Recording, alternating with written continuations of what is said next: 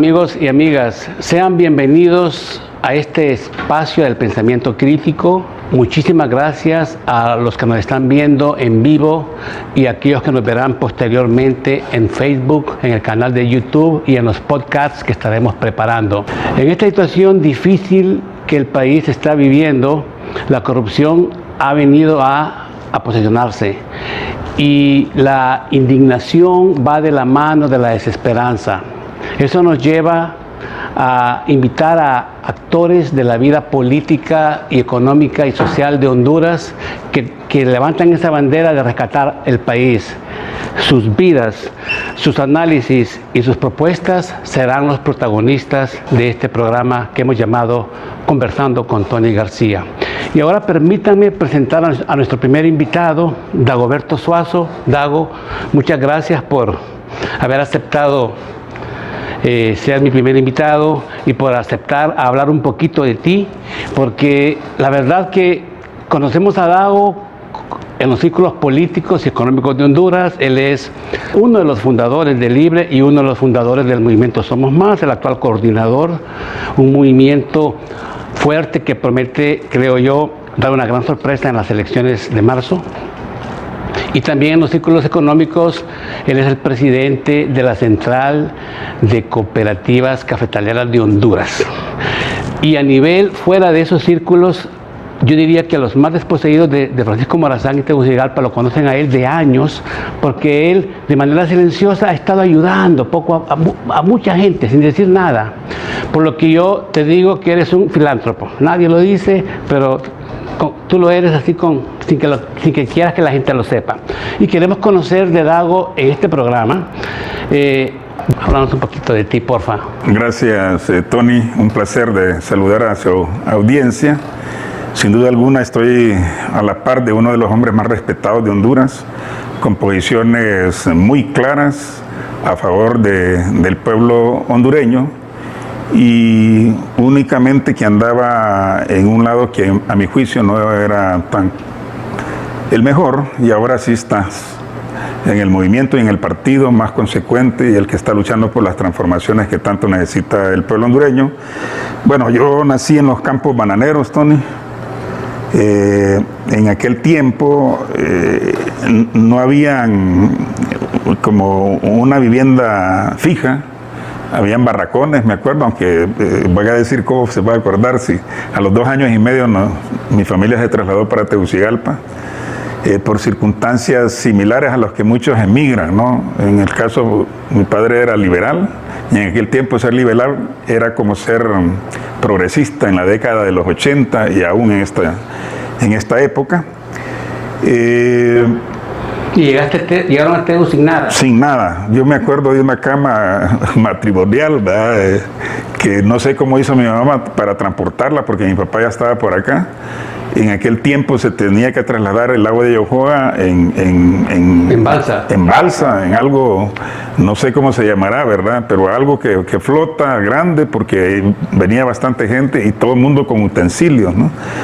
Y venimos a vivir a un barrio que todavía es en desarrollo. En aquel tiempo, estamos hablando de los años 50, a finales, todavía era un barrio y ahora lo conocen más despectivamente, ¿no? Era... ¿Cómo se llama? Barrio Chiverito. Ok, claro. Ahí vamos a ir un día contigo para ver las necesidades de esa gente. O sea que tú llegaste a Tegucigalpa y tu barrio era el Chiverito. El Chiverito. Imagínense ustedes. Wow.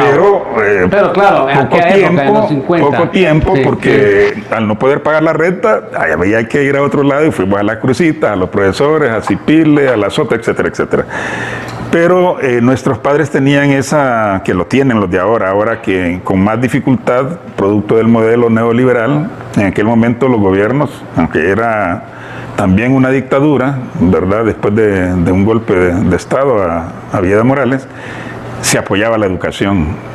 Había una política del gobierno de los Estados Unidos a contrarrestar la influencia de la Revolución Cubana. Entonces aquí se dieron muchos apoyos a la educación, a la salud, y mis padres le apostaron a educarnos. Creo que estás hablando de la famosa Alianza para el Progreso de John F. Kennedy, si no me equivoco. Es correcto. ¿Qué significaba apoyar la educación, apoyar la salud, apoyar las escuelas? Había una merienda escolar.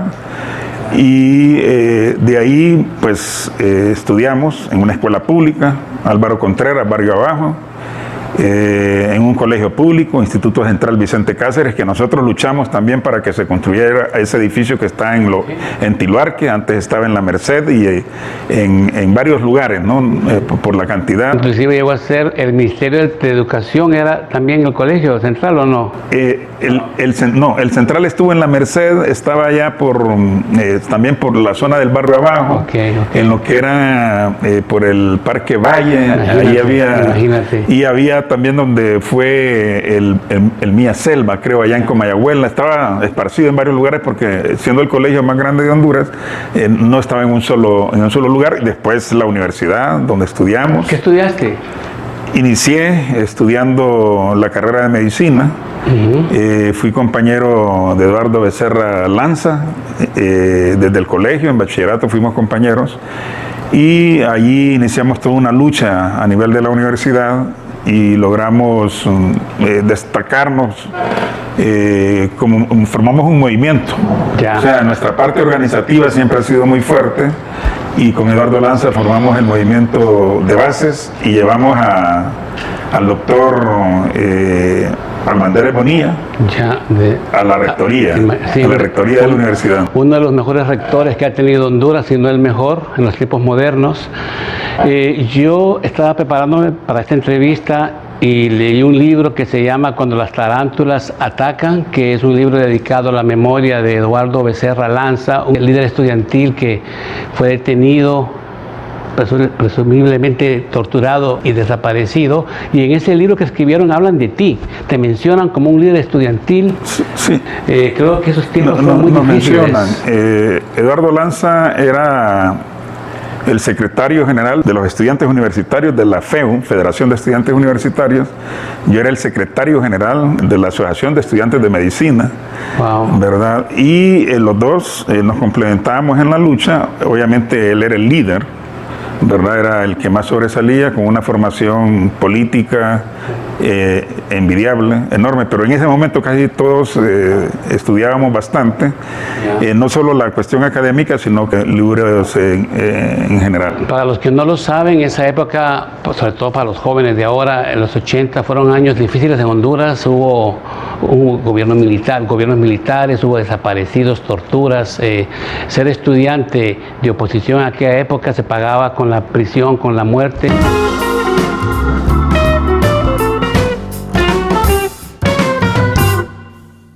Y el hecho que tú estabas de líder en esos tiempos, estoy seguro que en algún momento corriste peligro y sabías en lo que estabas y que era un riesgo. Fuimos perseguidos. Fuiste perseguido. Con Eduardo anduvimos huyendo. Escondiéndose.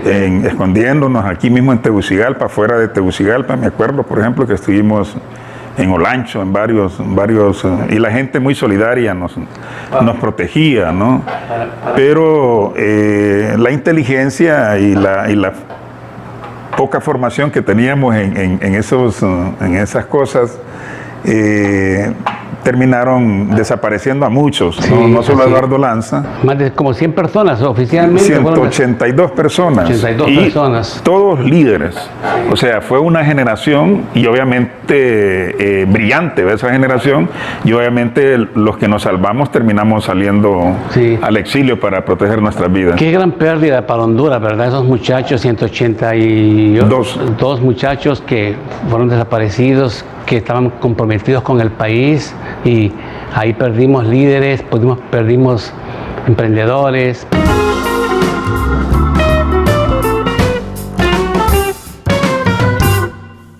Perdimos mucho y nunca sabremos lo que hemos perdido, y el hecho que tú estabas ahí después demuestra la sinceridad, porque una cosa es creer en algo y otra cosa es creer en algo y arriesgar, ¿verdad? La seguridad y la vida personal. Qué interesante, que me llega mucho eso. Me dijeron también que luego de que te graduaste, te fuiste a Europa, a Holanda. Cuéntanos un poquito de eso, por favor. Una maestría, fuimos a sacar a la Universidad Agrícola de Wageningen en Holanda, una de las universidades agrícolas más prestigiosas, y ahí estudiamos pues lo que es el equivalente a una ingeniería agrícola, ¿no? Se llama Administración de Sistemas Agrícolas, que en Honduras no existe, ¿verdad? Entonces acá venimos a tratar de poner en práctica los conocimientos que adquirimos, y conocimos la mayoría de los países de Europa. Y allí andábamos viendo por qué Honduras, porque puedo mencionar países que conocí, ¿verdad? Holanda, Bélgica, la misma Francia, España, y casi puedo asegurar que Centroamérica tiene mucho más riquezas que esos países que he mencionado.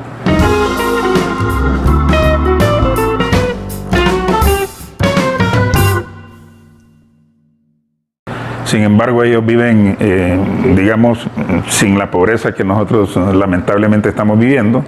Para mencionarle algo, 6 meses del año están bajo cero. Ahorita están a 5 grados sobre cero, ¿no? O sea, no puede cultivar nada. Y lo que cultiva es bajo invernadero con un costo enorme. Imaginen nosotros que podemos cultivar todos los meses del año. Y tú me estabas diciendo la vez pasada, y te escuché en una plática con unos colectivos, que te impresionó mucho de Holanda, que se llama Países Bajos porque está bajo el mar, ahí llueve mucho, pero ahí no se inunda. Es correcto. Y tú viste eso y dijiste, ¿por qué en Honduras con un huracán que venga nos inundamos tanto? Bueno, porque ellos hicieron las inversiones y está bajo el nivel del mar. Es decir, aquí están las viviendas, las calles, los negocios, y acá está el mar. Imagínate tú. Claro, entonces ellos han hecho todo un sistema de manejo del agua, y nunca ha sucedido bueno, ahí sí llueve casi todo el año, ¿verdad? Eso sí. Imagínate. Entonces, imagínense nosotros, ¿verdad? No hemos podido hacer esas represas que quedaron aprobadas en el gobierno de Mel, y que precisamente por ese tipo de inversiones fue parte de los motivos para el golpe de Estado, ¿no? Jicatuyo, Los Llanitos, El Tablón, varias represas que hubieran evitado las desgracias que hoy está viviendo el Valle de Sula.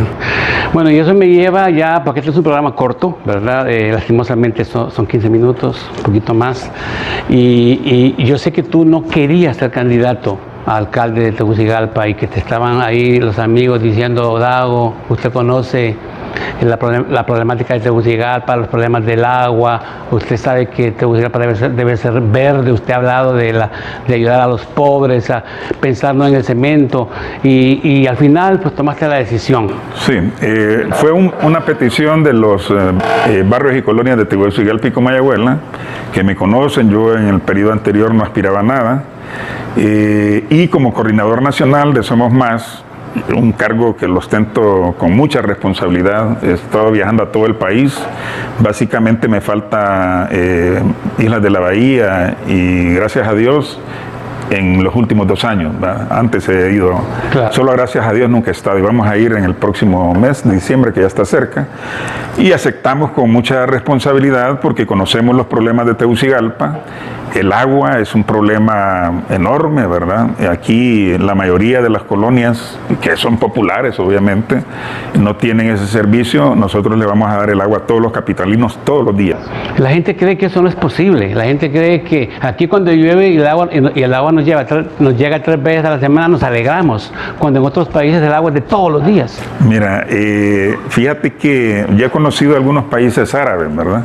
Desierto, y hay agua todos los días. Sí, un desierto donde casi no llueve, y Honduras que llueve todos los años, por lo menos 3 meses al año, ¿eh?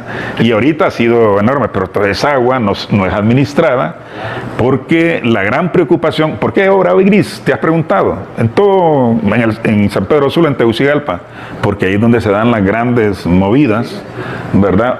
una carretera, para mencionar carreteras, que pues cuesta 2,5 millones, ellos le ponen 40 millones.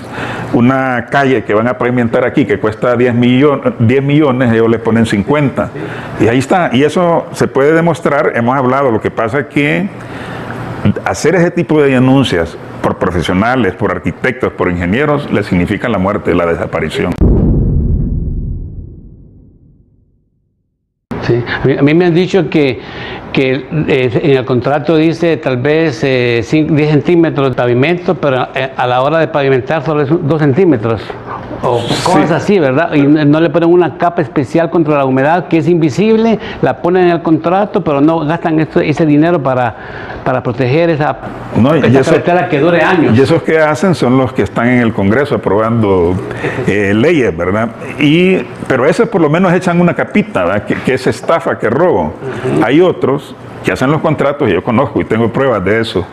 Un señor que creo que va aspirando a alcalde allá en uno de los municipios del Paraíso, tiene maquinaria, se le daban los contratos como antes se llamaba el Fondo Vial, y no hacía nada.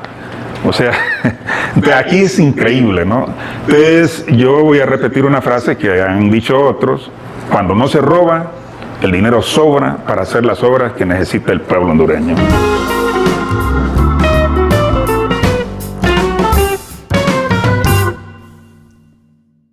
Te podría preguntar, en el caso que llegues a ser alcalde, ¿cuáles serían las 3 propuestas o logros que serían tu legado al pueblo de Tegucigalpa y Comayagüela? Aparte de la que ya he mencionado, la educación es básica, es fundamental, educación pública, gratuita y de calidad. Y donde el niño que vaya a la escuela tenga un almuerzo seguro, por si solo ese tiene, le sirva para seguirse desarrollando. La salud, sobre todo la preventiva. Aquí los hospitales no tienen absolutamente medicina porque se roban el dinero, no es que no vaya en el presupuesto. Usted revisa los presupuestos, ahí va, pero se lo roban. Entonces, los hospitales y centros de salud con médicos y medicinas, y sobre todo la salud preventiva. Y la generación de empleo, que es fundamental. Tegucigalpa tiene microempresarios que pagan tasas de interés en microfinancieras del 71%.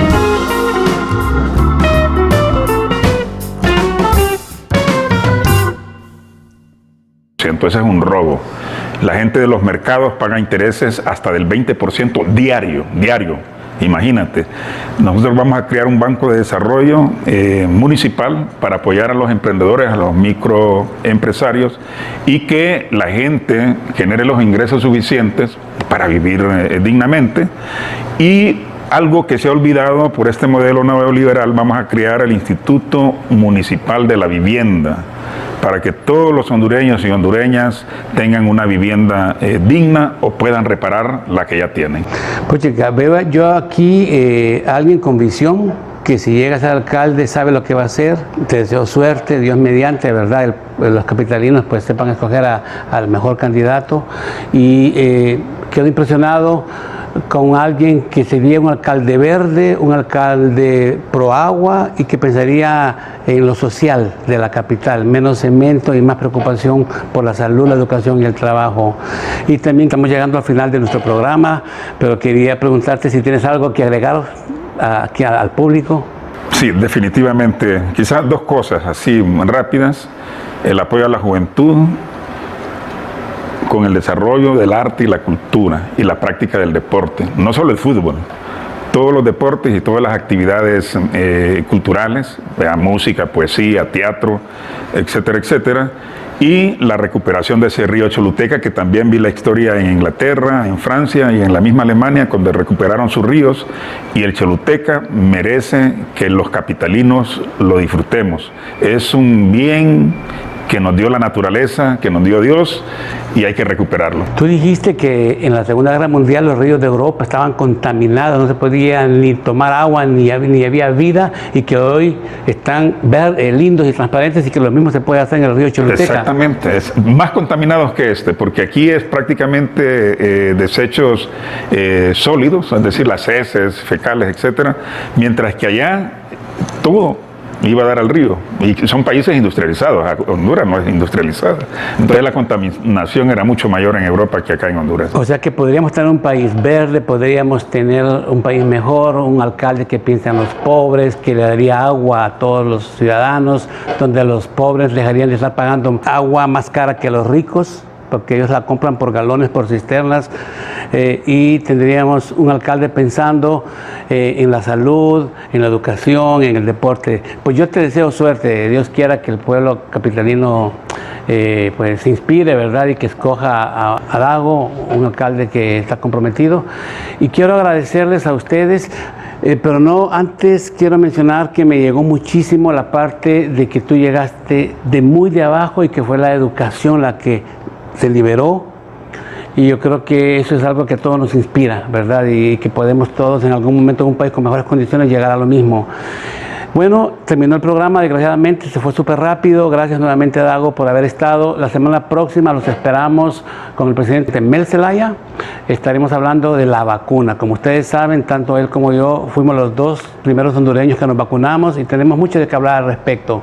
Así que hasta la semana próxima y muchísimas gracias por haber estado con nosotros en este primer programa conversando con Tony García.